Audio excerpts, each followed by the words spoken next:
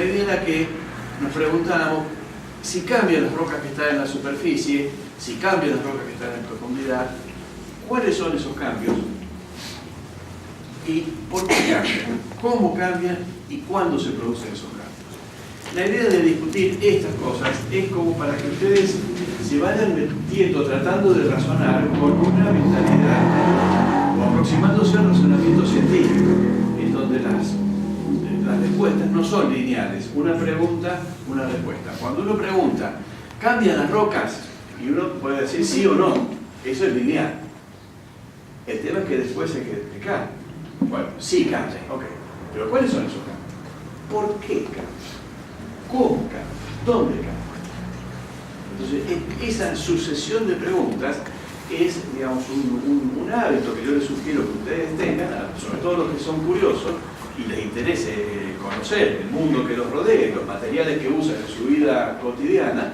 Bueno, que aprendan a hacerse por lo menos estas preguntas. La idea es que al cabo de esta charla ustedes pudiesen responder esto y cuando sea ya el trabajo final del taller, bueno, puedan utilizar algunas de estas cosas. Bueno, les voy a contar un poco por qué el nombre de Historia de Piedras y qué es lo que les queremos contar. ¿Qué entendemos los geólogos por historias?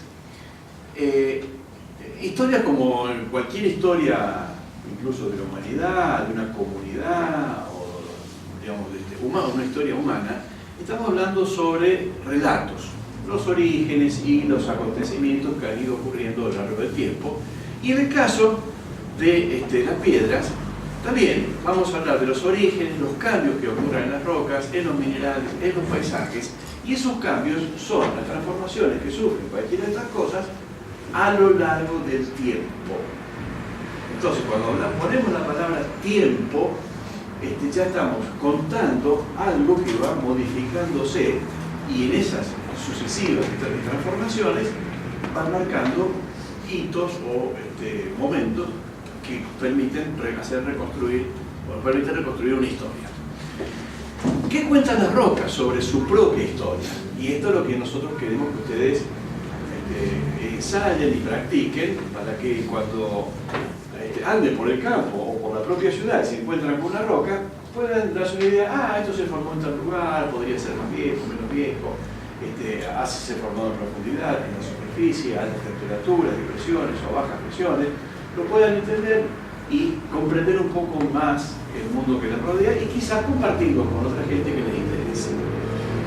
Las preguntas más o menos son parecidas a las que mencionamos antes: cómo, dónde, por qué, cuándo se transformaron las rocas que tenemos a nuestro alrededor. Entonces, para poder contar esas historias necesitamos tener algunas herramientas. ¿Qué nos hace falta para conocer esas historias? Bueno, por un lado necesitamos datos, lo mismo que en la historia o en geografía. Exactamente lo mismo. Acontecimientos, hechos que han ocurrido, cambios, descubrimientos, guerras, etc. Bueno, acá no se trata de eso, se trata de reconocer otras cosas y de reconocer esos datos, cuál es el origen, cuáles son los sucesos que hicieron, que ayudaron a que ocurran o que aparezcan esos datos, y el tiempo. Estos van a ser básicamente las herramientas que necesitemos para hacer con las rocas. Ahora, cuando decimos datos, cuando hablemos de las rocas, podemos decir muchas cosas, que es pesada, que es dura, pero hay otras cosas que son más interesantes, que hablan de las historias, como por ejemplo el color, como por ejemplo lo que llamamos la textura, que es la forma en que están organizadas las partículas que tienen las rocas. Y también tenemos que ver si estas rocas se mantienen siempre iguales o si sufren cambios a lo largo del tiempo, que son esas últimas preguntas que yo les había mencionado. Y efectivamente, a lo largo del tiempo, pueden sufrir, a causa de presiones o de esfuerzos, pueden sufrir pliegues, pueden sufrir plegamientos, pueden sufrir fallas. Y esos esfuerzos que producen la deformación de las rocas, muchas veces está vinculado sí con las tectónicas de placas.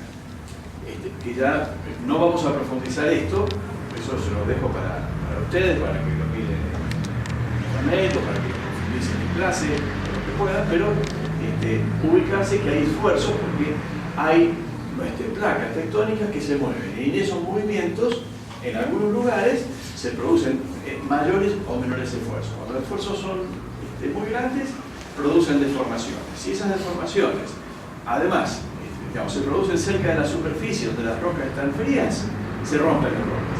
Pero si esos mismos movimientos, esos esfuerzos se ocurren en profundidad, en donde las rocas a mayor profundidad están a mayor temperatura, en vez de romperse, se deforman, se pliegan, se forman pliegues.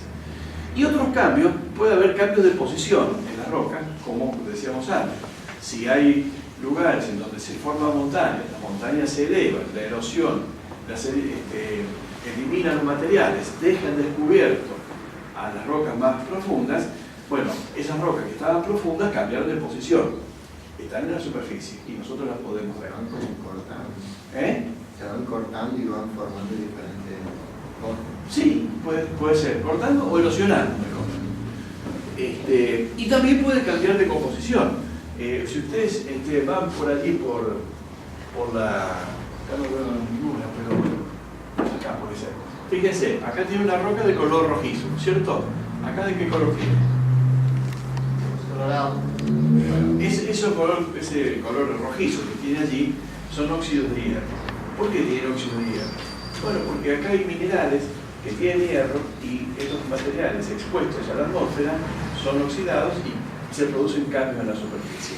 Acá está en la superficie, pero si los cambios fueran muy intensos, este color rojizo puede, que son óxidos, puede penetrar y estar mucho más adentro en las rocas. O sea que eso genera cambios en la composición que pueden ser por fenómenos atmosféricos o por otros fenómenos diferentes.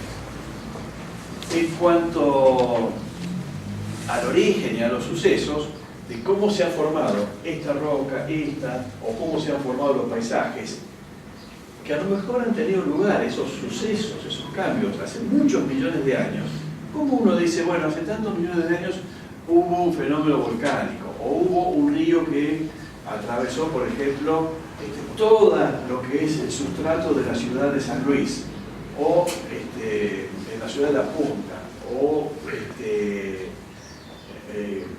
digamos, hubo otros, en algún momento no existían las sierras de San Luis y ahora sí existen. ¿Cómo uno hace para reconstruir esas historias y esos acontecimientos en el pasado? Bueno, para eso utilizamos un principio de la geología que se denomina actualismo, que lo vamos a explicar al finalizar la charla. Y finalmente, vamos a tener en cuenta el tiempo, porque estos hechos, que pueden haber ocurrido hace muchos millones de años, 200, 100, 50, 20, 5 millones, hay que ordenarlos en el tiempo, pero para eso tenemos que conocer las fechas. Y además, cuánto han durado. Entonces, si uno dice, bueno, ha habido un fenómeno volcánico que actuó hace 2 millones de años en el Morro. Decís, bueno, pero fue el único. Y no, hubo otro hace 12 millones de años en Carolina. ¿Y cómo saben que hubo volcanismo en Carolina hace 12 millones de años? Bueno, porque hay datos que son rocas, que hay cambios, que usamos el actualismo para decir ha habido volcanismo. Y hay métodos físico-químicos que nos permiten decir la cantidad de años que tiene una determinada roca. Entonces, estas son las cosas que vamos a usar para hacer las historias. Por ejemplo, entonces en una historia y cómo veo y qué cosas me voy a fijar. Bueno, acá hay datos. Acá, esto es una foto que, digamos, me acabo de dar cuenta que quizás esto se ve mejor así. ¿No? Acá, digamos, esta foto en realidad yo la tomé porque es bonita, porque hay una florcita, porque hay unos firuletes ahí, pero además da para pensar esto. Este es un lápiz para que sirva de escala. Pero da para pensar, cuando tenemos dos materiales sólidos que son distintos, incluso esto, acá ya podemos establecer un ordenamiento temporal. Todas estas cosas diferentes se han formado tienen distintos, a ver, todas estas cosas que son diferentes, cada una se ha formado en algún momento. ¿Cuál podríamos decir que es más vieja y cuál es más nueva? La pura es más vieja. La pura es más vieja. ¿Y cuál sigue en el tiempo? Puede ser que se forma por diferentes minerales. ¿Y cuál es lo más nuevo? Planta. La planta. Bueno, saquemos la planta, hagamos el episodio. O sea, la negra es la misma que la de arriba, la blanca ya se fue incorporándose en la roca negra. Bueno, se fue incorporando. Esto es para explicarlo, a ver. ¿Y siempre estuvo doblado así? No. Esos son por los quiebres de la piedra. Puede ser una serpiente. Tiene la forma de serpiente. Esa forma de serpiente que Una cota fosilizada. se fue metiendo por allí. Bueno, esto, la explicación que uno le da a esto, porque no vamos a profundizarlo, pero en realidad ustedes a lo mejor han visto alguna foto de una roca, un afloramiento o lo que es una veta o una mina, que es un cuerpo geométrico rectilíneo. Normalmente es así, porque las fracturas son más o menos rectilíneas. Esas fracturas pueden ser rellenadas por unos minerales, cuarzo, fosfato, mica, etc. Y son rectilíneos. Entonces, eso puede haber tenido originalmente esa formación. En unas rocas negras, que no importa de qué tipo son, hubo una fractura, esa fractura fue rellenada, pero después eso, estando en profundidad a altas temperaturas, se deformó por compresión y al comportarse plásticamente se arrugó. Y esa arruga la vemos solo porque había o allí estaba presente un elemento que sabemos que es recto. Si este elemento que era recto, no hubiese estado, a lo mejor no podríamos decir que hubo un plegamiento. Pero como tenemos un elemento de referencia, ese es un dato. Ese dato lo interpretamos y decimos hubo una compresión, no hubo un estiramiento. Fíjense que de esos esfuerzos decidimos qué tipo de esfuerzo fue de compresión y no de estiramiento. Bueno, esos plegamientos así son pequeñitos, pero fíjense que hay otros que tienen tamaños enormes. Además de esas otros cambios son cambios frágiles, llamamos, donde hay rupturas. Si ustedes miran allí, hay una discontinuidad en el contacto entre unas rocas y otras, y esa discontinuidad se debe a que hay unos planos que se llaman planos de falla, y a través de esos planos de falla se han movilizado bloques y han eliminado, han interrumpido lo que originalmente era una continuidad en esas líneas. Lo mismo acá. Acá estamos viendo materiales. ¿Vemos cambios en estos materiales? Y sí, vemos que hay cosas diferentes. Entonces acá tenemos datos. Acá tenemos un conjunto de materiales que son como piedras que están amontonadas, que se parecen a las piedras formadas ¿en dónde? ¿En qué proceso? ¿Se imaginan ustedes algo? En un río. Estos, ahí en cualquier río de estos, en Noruega, acá en Contra de los Funes, en Salche Grande, Río Volcán, se forman estas cosas. Pero esto no es muy común encontrarlo. Y después acá arriba también parece que fuese un río, ¿no? Estos depósitos que están acá son depósitos de lago. Es como si fuera acá en el Club de Piedra o el Potrero, si se secara. Lo que hay en el fondo del lago no es material, no son rodados o piedras grandes, son materiales muy finos. Entonces, el hecho de que aquí tengamos esta distribución de tamaños de grano y acá esta otra, ¿qué dirían ustedes? ¿Cuál de estos dos ríos o estos dos episodios ha tenido mayor energía, mayor velocidad?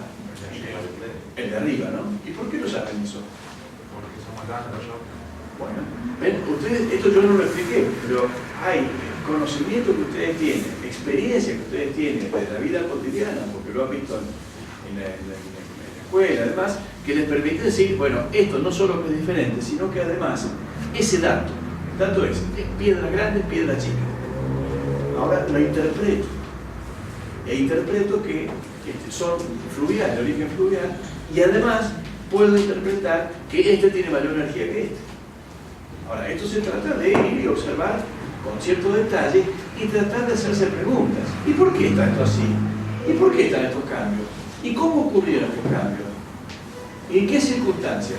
Bueno, seguramente han sido episodios fluviales que en algún momento tenían menos energía, en algún momento dejó de funcionar el río porque pasó alguna cosa y se formó un lago, y después apareció otro nuevo río con mucho más energía que todos los anteriores.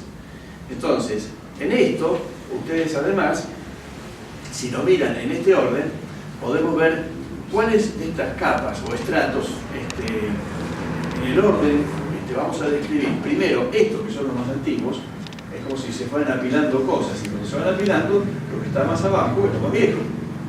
Entonces ya estamos estableciendo un ordenamiento. Fíjense, establecimos un orden, primero, segundo, tercero, y a cada suceso lo interpretamos en función de los datos que tenemos ahí. Entonces, con esta pequeña conversación que hicimos, con este afloramiento, con esta foto, ¿qué hemos hecho? Una historia. Hemos hecho una historia. Entonces, esta historia ustedes la pueden aplicar o replicar en cualquier otro lugar, teniendo en cuenta alguna de estas cosas que son básicas. Lo que pasa es que hay que hacer el ojo para poder observarlas. Bueno, entre los materiales, decía vidrio, como material natural. Bueno, efectivamente hay vidrio, y ese vidrio tiene un origen volcánico. Hay otro tipo de rocas, que son las rocas plutónicas, que las conocemos porque tienen unas características particulares, como son tamaños de grano más o menos desarrollados. A veces son cristales grandes, a veces son cristales chiquitos, a veces son cristales grandes metidos dentro de cristales chicos, pero lo que estamos viendo acá son texturas. ¿Se acuerdan cuando les preguntamos, bueno, qué tenemos que reconocer en las rocas? Bueno, una de las cosas que tenemos que reconocer son texturas. Entonces, esta es una textura vítrea, esta es una textura granuda, y esta es una textura que podríamos llamar volcánica. Nosotros los geólogos le damos un nombre particular que se llama porfírica, porque es una pasta vítrea, o parecida a esta, ¿ven esos cristalitos geométricos allí? Son pequeños cristales que se formaron cuando estaban en la cámara magmática. Y después tenemos una textura que llamamos pegmatítica, que son grandes cristales. Bueno, esas texturas, cada una de estas cosas son datos. Son datos que les tenemos que poner un nombre y después nos permiten hacer alguna interpretación, que la vamos a ir desarrollando enseguida.